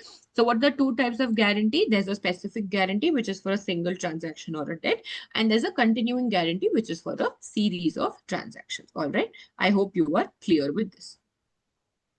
Let's move to the next one, that is your rights of your surety. Okay, so surety's rights against against the creditor. Okay, so what did we see earlier? We saw the surety is liability. Now, if the surety is liable, they should also have some rights that protect them. Okay, so against the creditor. Okay, creditor is the person who is giving your loan. Okay, surety is entitled to benefit of every security held by the creditor against the principal debtor. Okay, applies whether the surety knew about the security or not. Okay, let's say for example, on car loan. Okay, on car loan, the car is the security. Okay, the car is the security. Okay, the surety is entitled to the benefit of that security itself against the creditor. Now, let's say, for example, if creditor loses or parts with the security without the surety's consent, surety is discharged to the extent of the value of the security. Very, very important here. Let's say, for example, there is 5 lakh rupees worth of loan that your principal debtor has taken. Okay, principal debtor defaulted. Okay, so the creditor or the bank sells the car, for 3 lakh rupees. Okay, it means that out of 5 lakh, your 3 lakh is paid off. So what is the remaining amount? Your remaining amount is just rupees 2 lakhs. Okay, so what happens when the creditor loses or parts with the security? So what is the security? The car. Okay, without the surety's consent, surety discharged to the extent of the value of the security. Right? What was the value of the security? 3 lakh, which means that surety will no longer be liable for this 3 lakh. Why? Because the creditor has sold off the security. Security is basically the item that you are keeping as a pledge. Okay, so surety will now be liable only for the remaining 2 lakhs. All right. So it is very, very important that any security that is being held by the creditor on behalf of the principal debtor, the surety has a right to that. And if the creditor parts with that security to the extent of that security's value, the surety's liability will go off. Okay. Example, creditor holds property as a security from debtor. Okay, creditor holds property as a security from debtor. If creditor releases the property without surety's consent, surety is discharged to that value. This is exactly the case that we just saw. Okay, so the first right of surety that we have is against that of the creditor. The next one, it's continuing. So surety is entitled to the benefit of every security. Okay, I think this is the same page. Next one is against the principal debtor. So the first one that we saw is against the creditor. The second that one is the principal debtor. Who is the principal debtor? The person who has borrowed money and for whom you as a surety have taken the guarantee for. Okay. After paying the debt, surety steps into the shoes of the creditor. All right. Surety steps into the shoes of the creditor. That is what did we tell? Let's say, for example, we will take A, bank, and C. Okay. Now A defaulted. C paid. Okay. So what is bank concerned about? Bank is concerned about timely payments. Okay. So now what happens? Wait. So bank is clear. Okay. So there is no involvement of the bank anymore. Who is left? A and C. Okay. So now A is liable to C. A is liable to C and C becomes the creditor. Why? Because A is supposed to pay the money to C now, all right? So what happens? So for the bank, what is important? Timely payment, right? So once the bank has received the money from the C, that whole loan is closed, okay? But C can still get that money from A. So after paying the debt, surety steps in the shoes of the creditor, all right? So your C has now become the creditor. We are clear with that. Surety may sue the principal debtor for the amount paid. So C can sue the principal debtor saying, I paid rupees 5 lakh on behalf of you to clear off your bank loan. Now I want the amount, so I am suing you for it. Surety becomes the creditor and surety may also obtain rights before the payment. Okay. C pays B's debts to A. C can recover the amount from B. All right. So like we were already discussing, for the bank, timely payment is important. It does not matter whether principal debtor is paying or surety is paying. But surety, it matters because it can sue A for payment. All right. So first one is right against your creditors, that is to the extent of security, and right against principal debtor to recover the money. Okay, sureties rights against your co-sureties. Okay, let's say for example, A has taken a loan from the bank. Okay, loan from the bank. Okay, and in earlier case we had C who was A's one of the parents was the surety. Let's say we have C and D, both of them are surety. Okay, but because they are multiple, then they become your co-sureties. Okay, they become your co-sureties. So now one co-surety has certain rights against the other co-surety. What is it? Okay, let's say for example, surety paying more than his share can claim contribution from your co-sureties. Okay, so now A, B, and C guarantee 3,000 rupees loan to E. Each liable pays for 1,000, right? Why? There are three people and there's 3,000 rupees. So per person share is 1,000.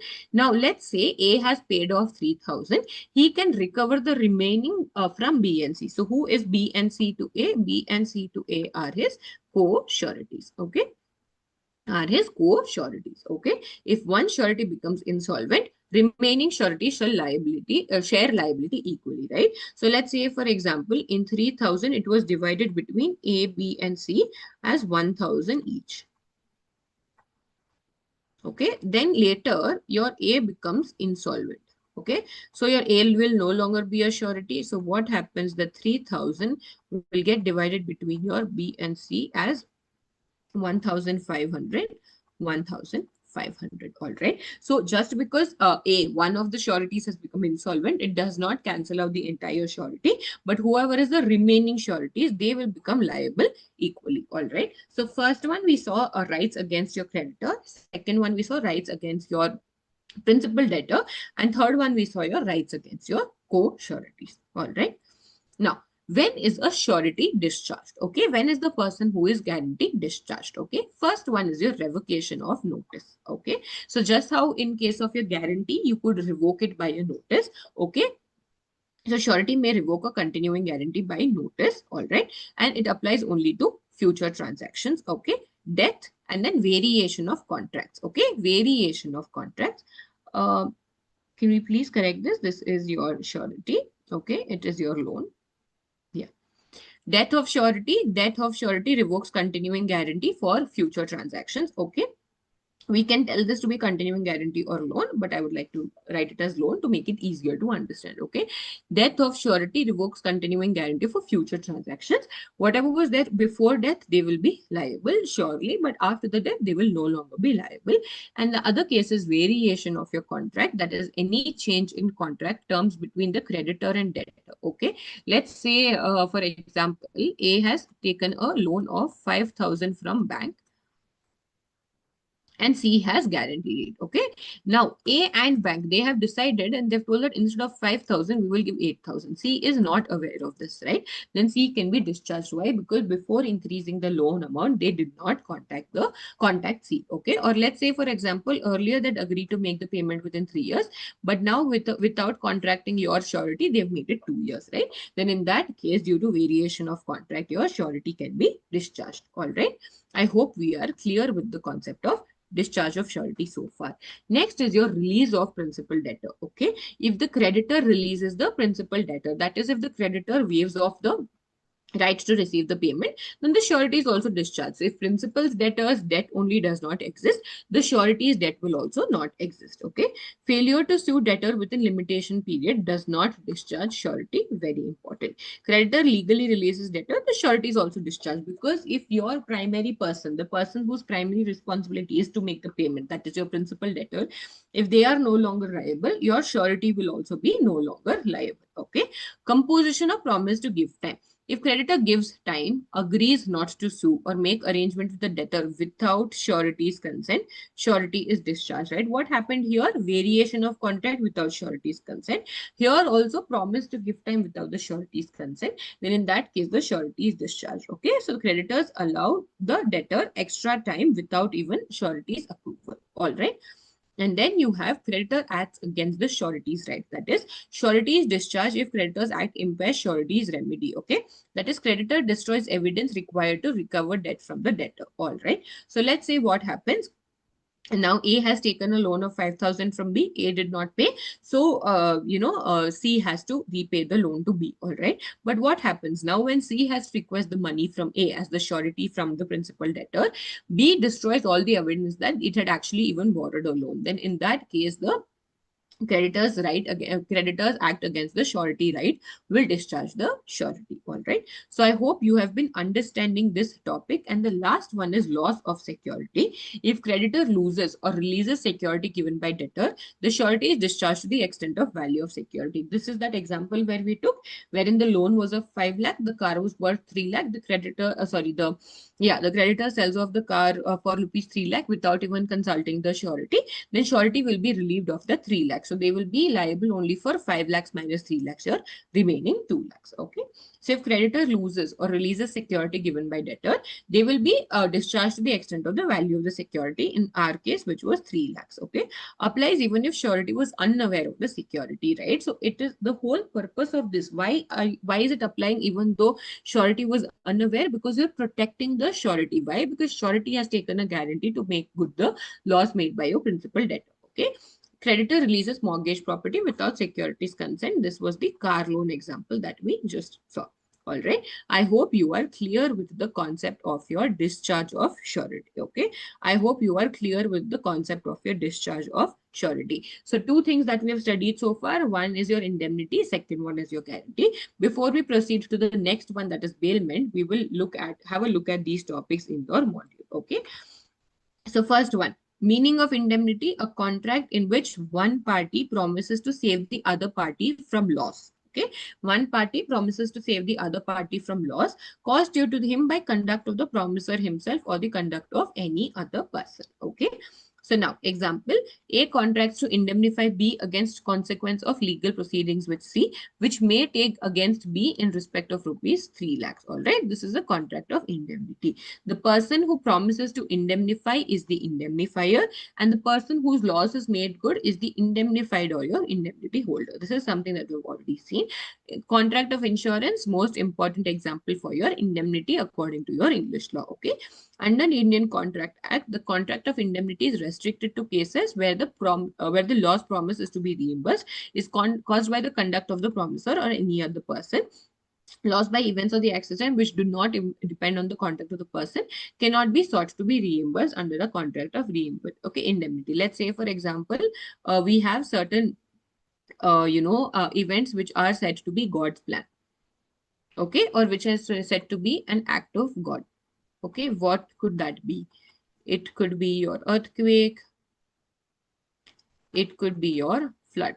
All right. So in cases like this, your contract of indemnity may actually not work. All right. So rights of the indemnity holder when sued. So this is the insured or the indemnified. Okay. So all damages which he may be compelled in any suit. Okay. So if there's any suit arising because of this possibility of the event, you can recover it. Okay. Any legal expenses to cover that suit, you can recover that as well, right? So in bringing or defending the suit, that is basically your legal expenses. And lastly, if you have not gone to the court and you have chose to compromise, okay, then that compromise amount as well, you can get it from your insurance company. All right. Next. Meaning of contract of guarantee. All right. A contract of guarantee is a contract to perform the promise or discharge the liability of a third person in case of his default, right? So it's to perform the promise or discharge the liability of the third person. So who is this third person we are talking of? Principal debtor. Okay. The person who gives the guarantee is the surety. The person for whom the guarantee is given is the principal debtor, and the person to whom the guarantee is given is your creditor. Okay. It may be oral or written. And then we have this example which we just discussed. All right. Now, distinction between your indemnity and guarantee. Indemnity, there are two parties. Guarantee, there are three parties. Indemnity, liability of indemnifier is primary. Guarantee, it is secondary. That is if your principal debtor defaults. Okay. Indemnifier need not necessarily act at the request of the debtor. Surety can give guarantee only if the principal debtor has requested it, right? Why? So if I am borrowing a loan from the bank and my bank told that they need a surety, then I can go to my parents and be like, listen, they need a surety. Can you please do that? So I am the principal debtor and I am requesting my surety. Only then they can actually be my surety. Okay. In case of guarantee, there's an existing debt. There's a for sure debt. But in case of indemnity, there's a possibility. Okay. There's a possibility which is not 100% possible, right? Car accidents are not 100% possible, right? Next, the surety on payment of the debt when the principal debtor has failed to pay is entitled to proceed against the principal debtor in his own right. That is, let's say, for example, if I, as a surety, have paid for my friend's debt, okay, I can recover it from them, all right. But in case of indemnifier, they cannot sue parties on the sue the third parties, okay. Extents of your surety's liability. Firstly, it is co-extensive. Okay. The creditor is not bound to proceed against the principal debtor. He can sue the surety. Okay. He can sue the surety without suing the principal debtor, but he cannot request payment from surety unless the principal debtor has defaulted. Very, very important. Then you have your kind of guarantee, two kinds, which is your specific or your continuing guarantee. All right. Which is for a series of transactions. Specific is for a single debt or a single transaction, and comes to an end when the debt guarantee has been paid. Okay. Now, how do you revoke your continuing guarantee? By either giving a written notice, all right, or by the death. And after, so notice, prior ones you will still be liable, next ones you will not. And in case of death, prior ones your legal representatives will be still liable, after the death, not. Okay. Then you have your rights of surety. So firstly, we have against the creditor, that is benefit of the security. And if the creditor has gotten rid of any security, then to that extent, they will be discharged, right? So firstly, benefit of every security, and if surety is discharged to the extent of the value when the creditor has sold off the security. Against the principal debtor, that is after discharging the debt, the surety steps in the shoes of the creditor. All right. It means that now the creditor is no longer into picture. The transactions only between the surety and the principal debtor. So now the surety becomes the creditor. Okay. Very, very important. Okay. In some circumstances, the surety may get certain rights even before the payment. Okay. The surety has remedies against the principal debtor before and after payment. So now we have a case law here in Mamta Ghosh versus your United Industrial Bank. Didn't we study this somewhere? We studied in the case citation as a part of our first chapter, right? Wherein it is easy for us to understand by looking at the case, saying what is the case, what were the parties, in which volume is it issued, right? Where the principal debtor, after finding that the debt became due, started disposing of his properties to prevent seizure by surety. Okay. So what happened? He had a debt worth 3 lakh, he had 2 lakh of property, so he started selling them, right? So the court granted an injunction to the surety, restraining the principal debtor from doing so. So I, as the surety, I have to stop the principal debtor from selling off his property. The surety can compel the debtor after the debtor has become due to exonerate him from his liability. That is, if I stop the principal debtor from selling off his property, then that property's amount can be used to pay off the debts, and I will be, left out from the liability. Okay. And then last one you have is that against your co-sureties. That is, when a surety has paid more than his share of the debt, he has a right to recover that from your co-sureties. Okay. One of the co-sureties become insolvent, the others remaining become equally liable. Then discharge of your surety by notice, by death, any variation in terms of contract without your surety's knowledge. Okay. Your creditor has released the principal debtor. Okay. Then without the consent, again makes an arrangement for composition of promises to give him the time. Okay. And then if the creditor does not act, does any act which is against the rights of the surety, or omits to do any act which is duty to, surety requires him to do, and the eventual remedy of the surety himself against the principal debtor is thereby impaired, the surety is discharged. So basically, if the creditor does anything which will impair the surety's right to recover the amount from the principal debtor, then the surety is discharged. And the last one, if the creditor loses or parts with any security at the time of contract, the surety is discharged to the extent of value. Okay. That is, if the creditor has sold off any property, then they can recover that amount, and to that extent, that amount's extent, the surety is also discharged off. All right. So I hope you are clear with the concept of your indemnity and guarantee. All right. And it also clear about how your indemnity is different from your guarantee. All right. So if you are clear with this, we will proceed with the next topic, which is your bailment. Okay. Which is your bailment. Okay. Let's say, for example, even before we jump into understanding bailment in detail, let's take an example. All right. So has your car or bike ever stopped working, and have you given it to a mechanic? All right. What happens? Does the mechanic become the owner of your bike or car? No. Or does it have it temporarily? Okay, the mechanic has it temporarily. Why? Until when? Until they have completed repairing. All right. So that is exactly what bailment speaks of. Okay. So let's say, for example, you have a car, okay, which you have given it for repair to a mechanic. Okay. You have given it for repair to a mechanic, right? Is this permanent? Is this permanent? No. Okay. It is not permanent. Then what is it? It is temporary. Okay, it is temporary, which means that unless your car is repaired, your mechanic will have that car. Okay, unless your car is repaired, your mechanic will have that car once the car is repaired. Okay, that is once the car is repaired. Okay, your mechanic, okay, is bound to return your car. Okay, is bound to return the car. All right, is bound to return the car.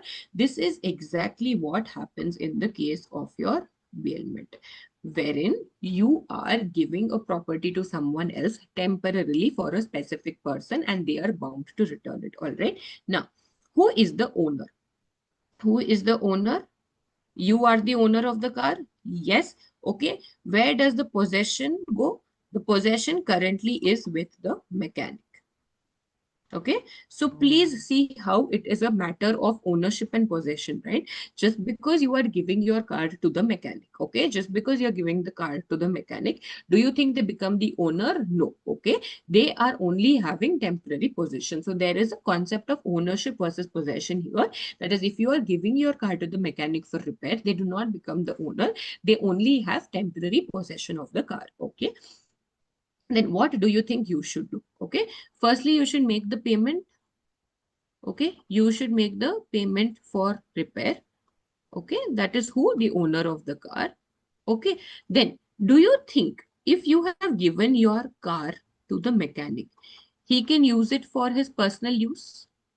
Do you think that if you have given your car for repair, once the mechanic has repaired it, do you think he can use it for personal use? No. All right. So whoever the person you are giving your article to, they have a duty to make sure that they are taking good care. Okay. So let's say, for example, you have given your car for repair, but the mechanic damaged it even further. All right. That is not fair. Okay. And then you will have to return the car as is or in a better condition. And if you're giving it in a better condition, then the owner will have to make the payment of that. All right. So that is exactly what the concept of bailment speaks of, wherein you are temporarily transferring the possession of one of the articles which the bailee is bound to return. All right.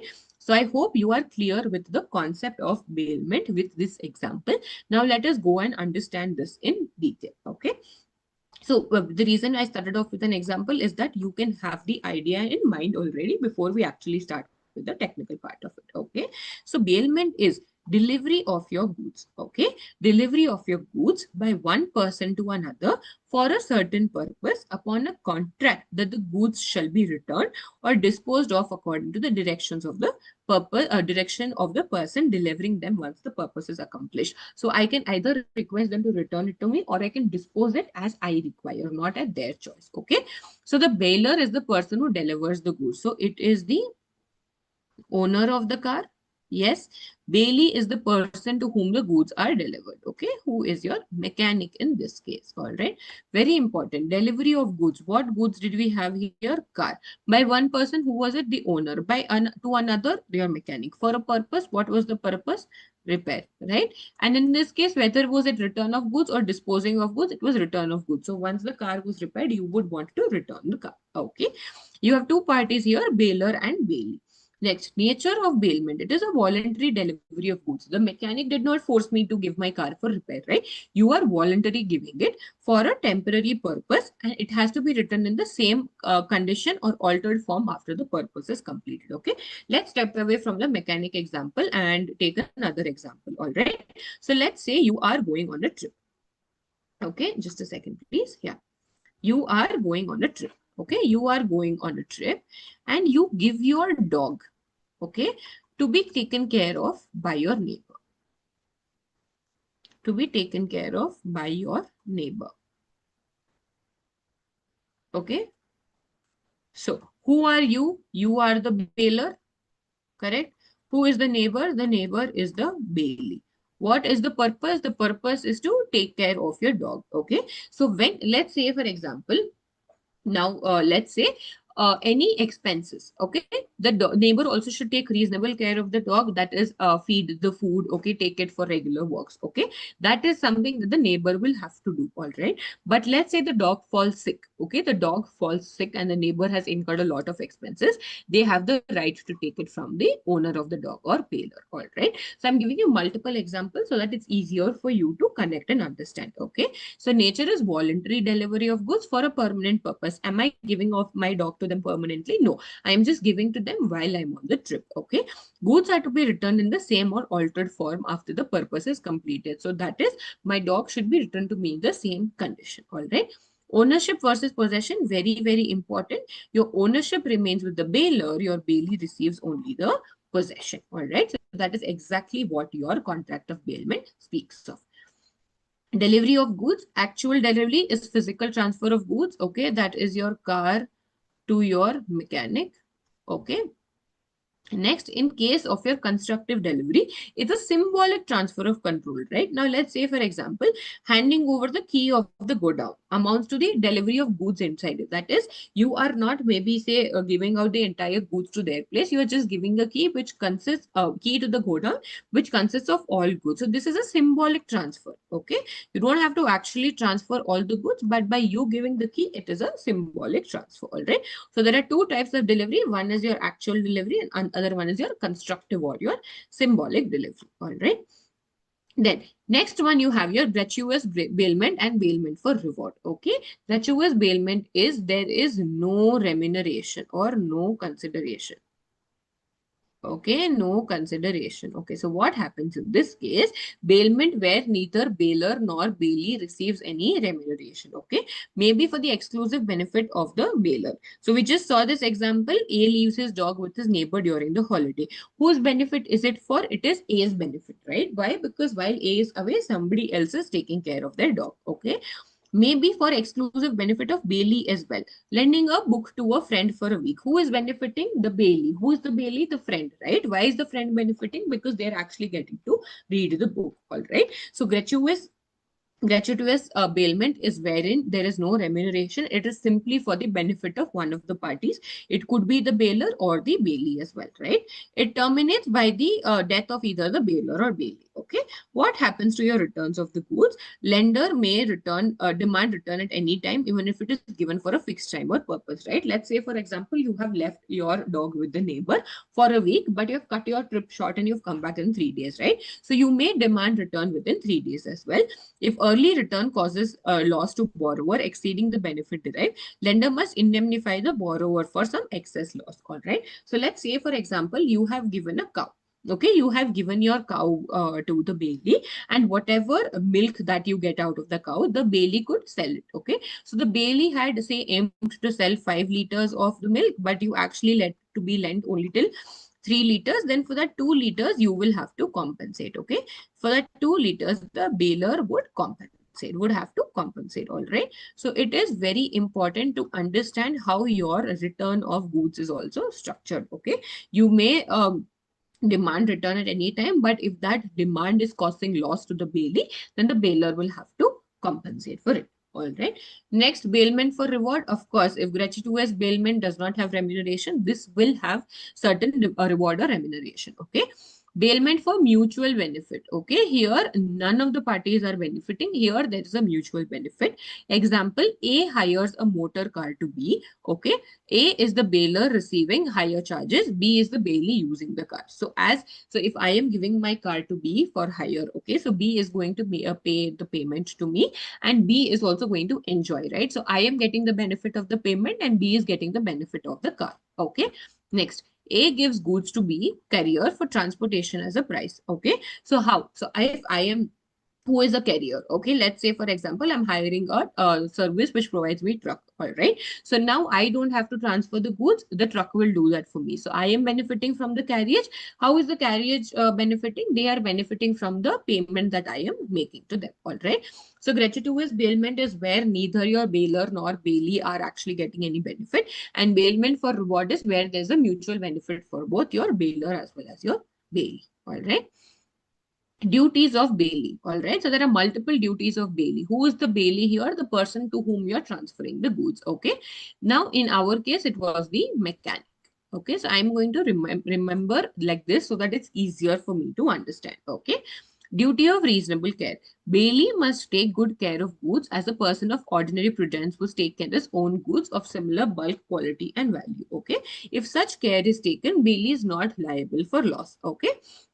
That is, let's say, for example, you gave your dog to your neighbor, right? So if the neighbor is feeding it on time, it is taking it for regular walks, you are doing a reasonable amount of activity that is expected. So if anything happens to the dog beyond that, you are not liable. But let's say, for example, you have not fed the dog for 2 days, you are not taking it for walking, right? And the dog falls sick, then you will be liable. So if you have taken reasonable care and still something happens to the dog, you are not liable. But if you have not taken reasonable care and because of that something happens to the dog, then you will be liable. Okay. Same standard applies to gratuitous and non-gratuitous bailment itself. Bailee may agree to take special care, that is protection of theft or theft or accidents. Even then, he is not liable for loss due to act of God or public enemies, right? So bailee will be liable for loss, okay? Liable for loss only where the case where he has control over it. All right. Anything that he does not have control over, the bailee will not be liable for loss. Okay. So first is duty of unreasonable care. Second one is no unauthorized use. Okay. Let's say, for example, we saw the example where mechanic uses the car for his personal use. All right. So that is unauthorized use. Why? Because I have given you my car for repair. All right. But you are using it for your personal use. Okay.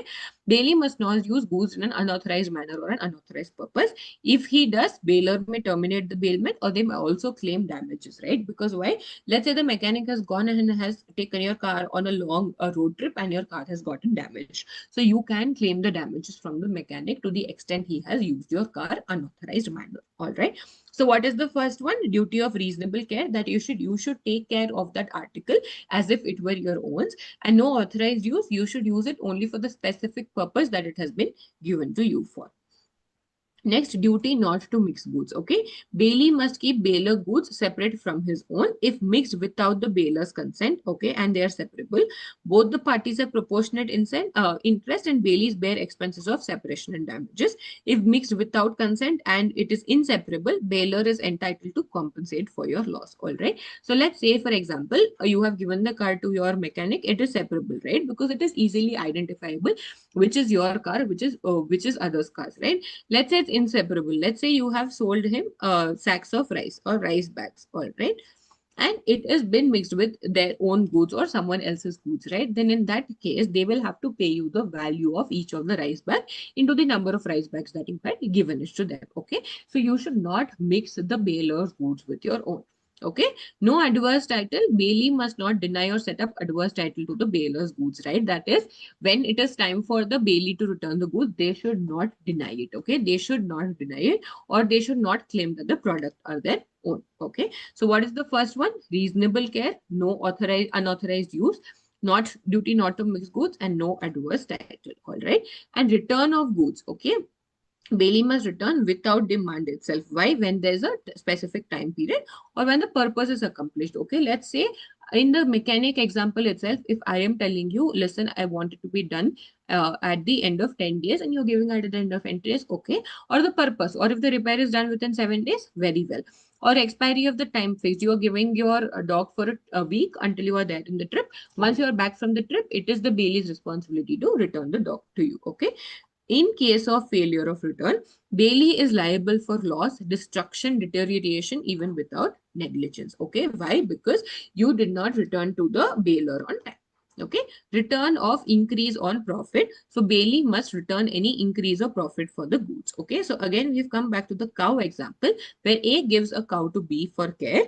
If cow gives birth to a calf, B must return both cow and the calf. Why? Because A is the rightful owner of the cow. All right. So just because you had the cow when it gave birth to a calf, it does not mean you can retain the calf and just return the cow. All right. So I hope you are clear with the duties of your daily. Okay. Next very important topic and the last topic for today is your Bailey's particular lien. Okay, is the Bailey's particular lien, which is given in section 170 of your Indian Contract Act. That is the right of the Bailey to retain goods until charges for your labor and skill used by them are paid by the bailior. Okay, let's say for example, you have given a cloth to your tailor to stitch a suit. Okay, B stitches the suit, the tailor, and keeps it ready. B can retain the suit until his stitching charges are paid. All right. So that is what particular lien speaks about. That is, the bailior has the right to retain the goods until the charges for his labor and skill have been paid by the bailior. Okay. So it applies when goods are bailed for a particular purpose. What was the purpose here? The purpose was your stitching. Okay. Bailey expends labor and skill, that is your stitching, by a tailor. Okay, no agreement to the contrary exists. You don't have an agreement which speaks otherwise, right? Bailey may retain the goods until payment of the charges. Okay, based on the common law principle that the person who improves an article through labor and expenses can retain it until a payment is made. All right, next. Yes. Condition for lien, labor and skill must add value to the good. So let's say, for example, you just have a material, okay, the suit material, versus when it becomes the suit, it becomes much more useful and valuable to you, right? So it must be made sure that the Bailey has actually added value to the goods. All right. So this is what your Bailey's particular lien speaks of. Maybe one last topic since we have about 2 minutes to go. So we'll take a particular lien and general lien. Okay, that we've understood. What did we understand? Particular lien. All right. So now what is lien? Retain property until lawful dues are paid. Okay. So in particular lien, right to retain only that property, a specific property, right? The stitching suit that we thought of. General lien is any property. So let's say, for example, you have taken a loan and the bank has put a lien on your properties, right? So the bank can sell off any of your properties to recover the amount. That is right to retain any property belonging to the debtor for general balance of accounts, right? Example, your tailor retaining a stitch suit until your charges are paid, and Bailey's lien is your particular lien. Okay, the difference is that particular lien charges related to specific goods, general lien is retention for overall outstanding dues. All right, so the bank can decide which security it wants to sell for recovery of its loan amount. All right.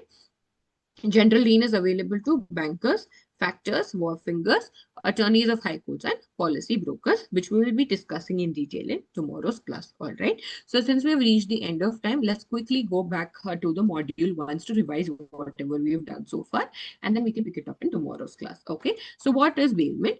A bailment is a transaction wherein one person delivered goods to another for some purpose upon a contract where the purpose is established and it has to be returned or disposed of according to the directions of the person delivering them. Who is the person delivering them? The person delivering them is nothing but the bailior. Okay. It is a voluntary delivery of goods for a temporary purpose. Okay. The ownership remains with the bailior itself. The bailee only gets the possession. Okay. Then next you have two types of payment, which is your gratuitous payment, where neither bailior nor bailee is entitled to any remuneration. It may be for the exclusive benefit of the bailior, wherein we saw the example of A leaving his dog to be looked after, or exclusive benefit of bailee, wherein you are giving a book that might benefit the bailee. Okay. Under section 159, the lender of a thing for use may at any time require its return if the loan was gratuitous, even though he lent it for a specified time or purpose. Okay. Now, but if on the faith of such loan made for a specific time, the borrowers acted in such a manner that the return of the thing lent before the time agreed would cause him loss exceeding the benefit, then the lender must, indemnify the borrower. All right. So if you are demanding prior payment, but that payment is, prior return, but the return is actually causing your loss to your bailee, then you will have to make good that loss. Okay. Next is your bailment for reward, where there's a mutual benefit. All right. So A lets out a motor car for hire to B. So A is getting the money and B is getting to use the car. Okay. Duties of bailee. Firstly, they must take reasonable care of the goods, as in any man of ordinary prudence will take in that circumstances. All right. And then they can also take special care of goods, okay, but anything beyond their capacity, which is act of God or by public enemies, bailey is not liable, okay. Then there is a duty to not use the goods in an unauthorized manner. They should keep their own goods separate from the bailed goods, okay. No adverse title to the goods. Return the goods without demand or when the purpose is accomplished, okay. And in the absence, the bailee must return to the bailer any increase or profits which may have been accrued from the goods that have been bailed. We saw the cow and the calf example. Then you had your particular lien when they are bailed for a particular purpose, okay, and they use their skill and labor, all right, then they have a particular lien. That is the right to retain the property unless you have been made the payment, okay, unless the dues have been paid. Then you had your particular and general lien. Particular lien is something that we have already discussed, okay. It is against only that property on which the skill and labor has been used. General lien is retain any property belonging to the other, okay. Who is belonging to the other? Belonging to the bailer, all right.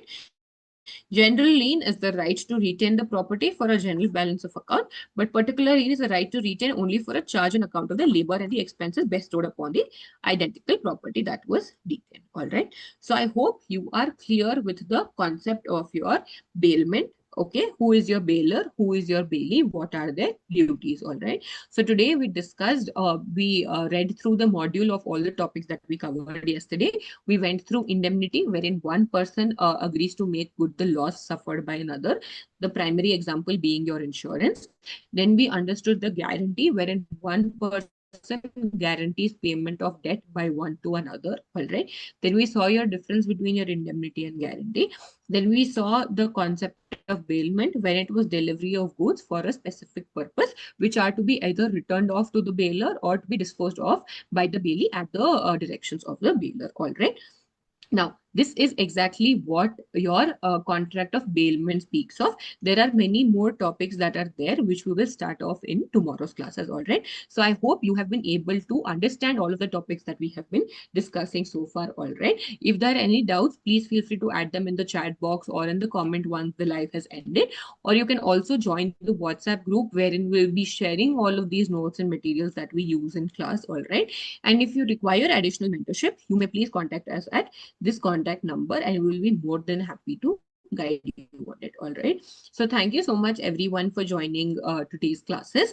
We will meet again tomorrow at 11 a.m. wherein we will continue the talk of bailment, all right. Please revise all of the topics so that it becomes easier for you to understand the fresh topics, all right. Thank you so